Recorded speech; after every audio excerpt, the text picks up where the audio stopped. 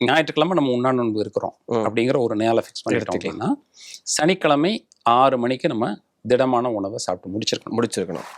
அதுக்கு பின்பாக எதுவும் தேவைப்படக்கூடாது. இரவுல தேவைன்னா கொஞ்சம் தேன் குடிச்சுக்கோங்க அல்லது கொஞ்சம் மோர் குடிச்சுக்கோங்க.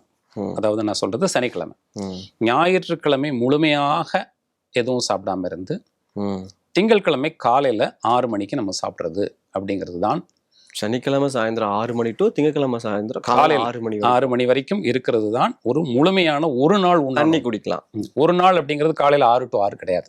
சரி சார். இதுதான் முழுமையான ஒரு உண்ணா நோன்பா நான் சொல்றது. நம்மளுடைய நோயர்களுக்கு ஒரு ட்ரீட்மெண்ட்டாகவும் ஒரு ப்ரிவென்டிவ் மெத்தடாகவும் நம்ம சொல்லக்கூடிய விஷயங்கள். ஸோ இதை பார்த்து மலைக்க வேண்டாம். அப்படின்னா 24 மணி நேரம் ப்ளஸ் 12 மணி நேரம் 36 மணி நேரம் ஆயிடுது. 36 மணி நேரம் அப்படிங்கிறது ஒரு தொடக்க நிலை. ஓகே. ஒரு நாள் உண்ணா நோன்பு இருக்கிறதுக்கான ஒரு பயிற்சி முறையாக கூட நம்ம எடுத்துக்கலாம். ஓகே. இது தெரப்பியூட்டிக் ஃபாஸ்டிங் அப்படின்னு வரும்போது அது மாறும். அது ஒவ்வொருத்தருக்கும் மாறும். இது நான் சொல்றது வந்து பிரைமாடியல் ப்ரிவென்ஷன்.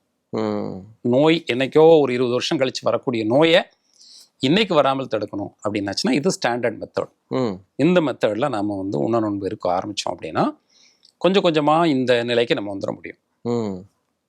ஒருவேளை நீங்க வந்து ஞாயிற்றுக்கிழமை உங்களுக்கு வேலை இருக்குது அல்லது வெளியூர் போகணும் அப்படிங்கிற நிலைமையில நீர்த்துவமான உணவுகள், கஞ்சி, ரசம், மோர், தேன் இது மாதிரி சாப்பிட்டுக்கலாம்.